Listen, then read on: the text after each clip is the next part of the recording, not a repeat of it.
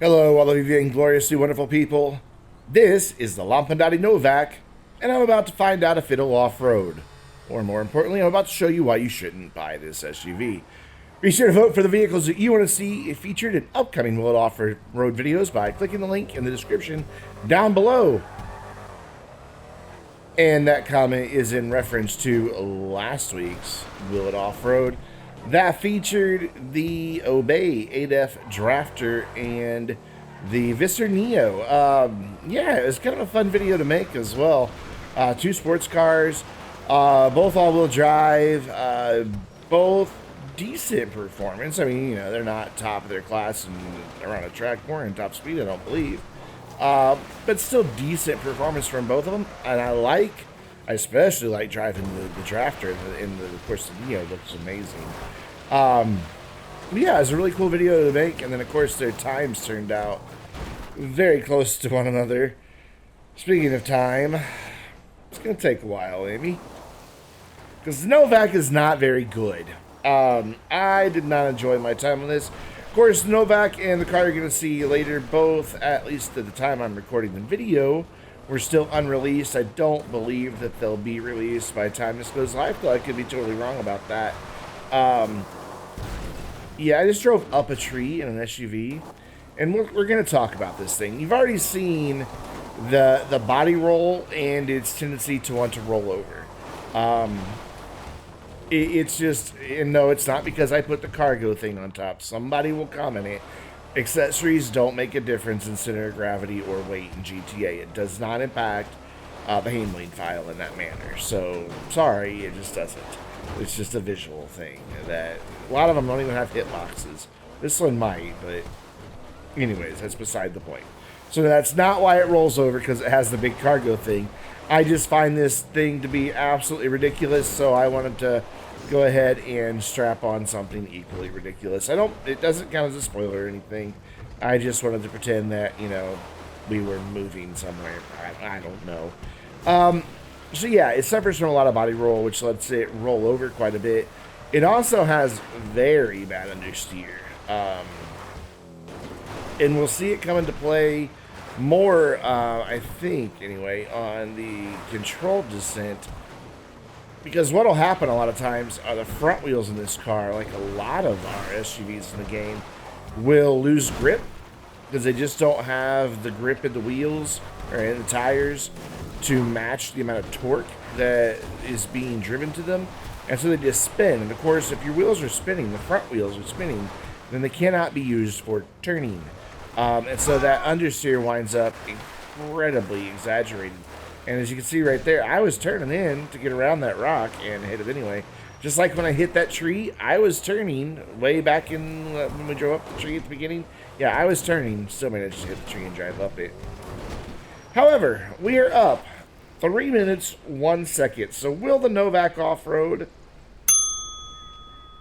Yeah, it will, and it gets a decent time. And so that may lead you to say, well, why shouldn't I buy it? And you may ask that even more when I tell you it's now the new #1 SUV for Will It Off-Road by 4 seconds, in fact. Got up here 4 seconds quicker, which just goes to show when it comes to off-roading, speed isn't always everything, because this thing was so unenjoyable. And this was my third run. The first two took a lot longer because things like this just happened. 2 of them, it got so damaged on the way up Mount Chiliad from just different crashes and driving off the path and hitting things that I had to just abandon the recording. You'll see it eventually in a Will It Off-Road Fails video like 3 years from now. But I had to just quit recording, go get the thing fixed. Well, since I'm in single player, using PC mods, I used my mod menu to click repair vehicle. But look at that. A mountain lion caused me to go off the road. I hit a mountain lion, and the thing got so out of control from that it bounced off. But this is kind of impressive what it can do here. So I guess if you need to back up a mountain or back up entirely while off-roading, the Novak's your car. Because that was kind of an impressive feat right there. And I know some people are going to say, no, you just don't know how to drive a GTA, or you don't know how to get throttle control, but bullshit. This is my 112th Will It Off-Road video, not counting the ones in the snow. Go back and watch them. I know how to drive. I know how to get a vehicle up and down this mountain quickly and without incident. This car is just not capable of the without incident part. It is capable of the quickly part, but not without incident part. Because it's just not good. It has the bouncy handling flag that causes it to bounce all over the place, plus it rolls over, plus it understeers. And then to top it all off, its brakes aren't really all that good. But you can see the thing's constantly wanting to go up on two wheels. Just constantly. It was just a battle to keep this thing from rolling over forever. So don't take it off-roading, despite that time that it got. Don't do it. And don't buy it. It's going to be close to $700,000 when it comes out. And that's not counting performance upgrades. Sometimes you upgrade it, if you put a livery on it, you could be easily hitting $900,000 for this thing. No. No. Don't buy it. Take my word for it. It's no good. It just isn't. Which makes me sad, because I have a complete Lampadati collection on my first character. Everything that they have. Thank you, Franklin, for that lovely commentary. Every vehicle in the game of Lampadati I have. And that collection is now going to have to be incomplete because I'm not going to own this thing. If I get it on a wheel spin, I guess, but I doubt we'll ever see this on a wheel spin because it's not really a high-end vehicle. But the Novak, pretty crap. And I kind of wish we were already down so I could stop talking about it and looking at it because I just don't like it. And I've never really had this much, I don't know, blah towards the car in GTA. There's some that I outright hate, and we all know which two those are. Yeah, the steering on this thing is a joke. But there's not many that I'm just like, oh god, this is no good. That's a Mariachi Tornado up there, isn't it? And it looks like the Mariachi Bandit. It sure was. In story mode, the best things just spawn in traffic. So we're back at the top of Mount Chiliad. I did not get it repaired, and I also did not drive it. Since I was using PC mods, I teleported up here. No way I was driving this thing back up the mountain. I was kind of hoping it would just blow up, honestly. I was tempted to take the armor back off of it, just let it be at 0% armor to increase the chances of it blowing up. But that's not fair. I have to be consistent in my testing. And Franklin's right, it doesn't make any sense. But listen to that, even with 100% armor, it's already bad engine rattle. So it's taking damage. That will hurt its performance. So, you know, if you're racing this thing, God, why would you want to race it? I doubt, by the way, despite the fact that it's quickest up the mountain for wood off-road, I doubt it's going to do much in the SUVs class in terms of lap time and top speed. I just don't think it has it. Excuse me, I have the hiccups. You can hear that engine rattle just before Franklin decided to scream about hitting the tree. Into the tunnel, sort of. Kind of, it's exactly the right length that I don't really have a whole lot of wiggle room here. Finally got the back end to come around so I can get it out. I don't know. I just don't have anything good to say about this car. And it's not that I'm just like, oh, I hate it. It's evil. It's terrible in every way. It's not. I mean, it looks fantastic. I love the look of it. And as a real-world SUV driver, I kind of have a soft spot for mid-size SUVs. But this thing is just, I don't know, just that was a very impressive unintentional stunt. It's just not, it's not a good car. Don't buy it. We're down 1 minute 51 seconds. Let's take a look at the damage. Whatever it is isn't enough. One window's gone, the hood, most of the lights are gone. The rear right door is missing, the lift gate and other doors won't close, and there are bent wheels and, of course, that engine damage. I forgot to put that on there. Hopefully I'll remember to edit in. That brings us to the Annis Hellion, a vehicle I love, absolutely love. Again, we're not doing votes for the next few weeks for the vehicles you see in Will Off-Road, but that does not mean you should not vote, because in a couple weeks... Yes, I agree with you completely, Donkey. Hot Wheels are greater than Matchbox. And I think I said that in last week's video, that I had Hot Wheels when I was growing up, not Matchbox. And that's why, because Hot Wheels better. Hot Wheels, best wheels. Anyway, back to the idea about voting. I'm just trying to, you know, I run a YouTube channel. I want people to watch my videos, so of course I am, when given the opportunity to not stray too terribly far from my format, I will take advantage of what's popular, and right now the casino DLC is popular, and the vehicles are unreleased, as well as the new vehicles that come out. So that's why we're watching them, and I'm not, going to pretend that that's not the reason I'm doing it.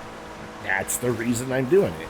And a lot of people have joined the channel, close to 300 at the time I'm recording this, and that's awesome. New people have been exposed to my content, and that's kind of what I want to have happen, because if you're not aware, I would love for YouTube/Twitch to become my full-time job, like that I can support myself.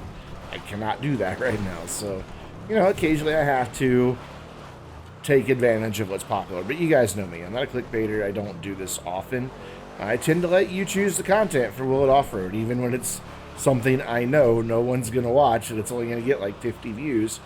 Still, we go by the votes, because you're my community, and the core group of you that are here week after week after week, I owe it to you to show you what you want to see. So please, go vote. Even though we don't have the voting going right now for the videos, it is coming back. Just a few more weeks, I promise. We'll get through a few more DLC cars, and once the spike in activity around the casino DLC starts dropping, we will go right back to using the voting results for what you see featured in Will It Off-Road. So please go vote. There was only one vote last week. I don't remember what it was for, and the anti-aircraft trailer is like way in the lead with 100 and some odd votes. Which, that's going to be an interesting one to do, because it doesn't drive itself. It needs a support vehicle. So, yeah. Have to have somebody else drive, I guess, while I'm on the gun? I'm not really sure how that's going to work out. Like, not at all sure how that's going to work out. But we'll figure it out. So, the Hellion, which I haven't talked much about, but I absolutely adore, is up 2 minutes, 41 seconds. Will it off-road? Yes, it will. That's a very good time. It's only 6th in off-roading, but it was a pleasant drive up. We are going to run into a couple issues going back down, but you know what? I love this thing. It's just nice to drive. It's a good off-roader if you're not in a hurry. Like, it'll rock crawl forever. Like, literally forever, especially if you put the bumpers on that I have, and because it removes the lower hitbox. It actually properly works that you don't have a lower hitbox. I don't even think I have the skid plate on this one. It does have a little bit of travel in the suspension, which is good in a like rock crawling and really more severe off-roading than just driving up a dirt path. You do want that suspension travel so you can keep your wheels on the ground, and moving you forward. But at speed here, it can be a bit of a liability. And you'll see that come into play a couple times during, I think, the controlled descent. I'm pretty sure it happens that we go flying off at one point. And spoiler, yeah, see, it rolled a little bit there, got really close to danger in that one. Managed to save it, though. You can see it wanted to come up on 2 wheels, but it's fantastic. I love the Hellion. I can't wait for it to be released. This is not how I'm going to paint it. I just kind of love Impotent Rage, and GTA cracks me up. So I, figured I'd put the Impotent Rage livery on there. Yeah, so had a bit of a oopsie, and now just struggling to bring it to a stop. Though it may not be readily evident, but every time the wheels are all 4 on the ground, I was able to slow it down. Because, if I was going backwards by hitting the throttle, if I was going forward by hitting the brake and doing a lot of steering input. I know it looked like it was a very out of control fall there, but I was able to do a lot of correction to keep it from being worse. Now, we are going to run into one of the problems that some of the more powerful off-roaders have. Same issue I talked about with the Novak, and we saw it there perfect for just a second. I think we see it again, is those front wheels just don't have quite enough grip to them. They can't bite into the ground just enough at those lower speeds, and they just want to spin, which when that happens in GTA and you're pointing up a hill, causes your front end to just wander all over the place, which would also happen in real life as well, just not quite as exaggerated. But it eventually found its grip once it got some speed and climbed right back up without issue. In fact, I went way farther than I needed to, I think. I'm pretty sure we're up higher than when I fell off. Could be wrong about that, but I think we are. But still, it's very pleasant to drive. I have taken it off-roading a lot. The day I tested, or not tested, but the day I recorded the videos for the unreleased videos, or unreleased vehicles videos that I did, when I was done, I respawned the Hellion again, and I just went and drove off-roading, just like true off-roading the way me and my friends do in-game, and it was a delight. So if you enjoy off-roading, this is one you should consider adding to your collection. Just do keep in mind that you want to go light on the throttle because the front wheels will spin on a really steep incline.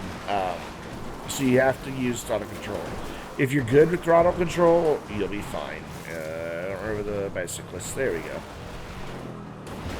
See, those hikers knew not to go on my path. There's a part of this path that belongs to the Vainglorious. It's the one you see me drive every week. And that's why any hiker that is on it, it's free game to run them over. But those cyclists realized that they were about to go onto that, so they went on the other path, the public path. And that's okay. So they can live. Hellion doing fantastic, though, coming back down the mountain. A little bit of action there from the rear end as I came around the corner. Definitely not a performance vehicle. But it is down in 3 minutes, 54 seconds. We're going to take it back up to the top about Chiliad. And one of the things that's very interesting about the Hellion is the window panels. If you saw my unreleased vehicles video, you know there were windows all on the back cab. And those are not windows that you're looking at right now. They're actual metal plates. And they don't break. You can't shoot them out. It's really cool. The game actually really replaces those with metal plates, not glass. So it's not just glass that's been painted or anything like that. You know, Rockstar didn't really cheap out this time. They actually did a window delete. Now, whether or not you can shoot through them, you know, whether or not they offer any bullet resistance, I don't know. I didn't test that much. I just tested if I shoot it, does it break like it's still a window? And the answer is no. And they don't obviously break from impacts either. They stay intact because they're supposed to just be a piece of metal. So I think that's kind of cool, and I like that attention to detail. I don't know of many other vehicles in the game. I know we have a lot that have headlight covers, but the headlights like still shine through anyway. They're still there. Like if you turn your headlights on at night, they get that wrong a lot. Sometimes they get it right, but not often. Struggling a little bit here. It wants to kind of go backwards a lot, which is odd. You'd think a lot of that weight would be up front because of the engine, but maybe not. That is a pretty significant hunk of steel over the back wheels as well. And it probably would have been steel based upon the era that this vehicle would have come out in, like probably the, what, 80s? Yeah, probably 80s is what this style would be. But it's holding up fairly well. I mean, you know, we've got some banged up lights, and I think we're going to lose a hood eventually. I think it comes off right at the very end. Yep, there it goes. And every once in a while I think I hear an engine rattle, but I just can't ever really make up my mind. I think I put it in the notes. Yeah, there, I definitely heard it just then. Just a tiny little bit of an engine rattle. But it is down for the damage descent. 1 minute, 58 seconds. Let's take a look at all the damage on the Hellion, which isn't much, really. One headlight and one taillight. Hood's missing. Doors won't close. Slightly bent wheels. Very slight. And slight engine damage. And that is going to do it for this week's Will It Off-Road. Don't forget to hit up that link in the description down below. Go vote for the vehicles that you want to see featured in about a month from now in upcoming Will It Off-Road videos. And until next time, I'm Brandon, reminding you to stay vainglorious.